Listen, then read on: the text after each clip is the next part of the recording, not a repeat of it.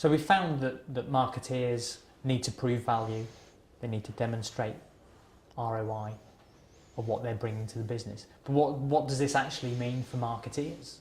And it means that we came across something quite surprising, and we hope not insulting to marketeers, but I wouldn't be surprised if they did respond in that way, which is that when we asked marketeers about the skills that they value, that help them in their roles, creativity was the least valued skill from people involved in an industry to think of as being a creative industry. It was really quite surprising.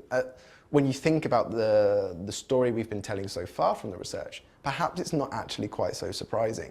Marketeers are under pressure to prove their value.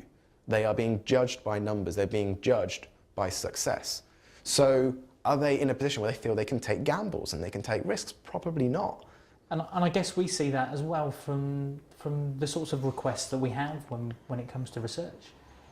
It seems more like a lead generation activity because they want to be very specific on the type of target they want to interview, whereas taking a more broader thought leadership approach around the whole market is something that they feel is not worth them spending their money on. Yeah, I mean, they're not looking to necessarily have a creative campaign, but instead it's about having a campaign which is going to prove to be successful. And that might mean, if we use telling the story as the idea there, telling the story to the correct person. And so how does an organisation gauge who that right person is? Well, they're commissioning research.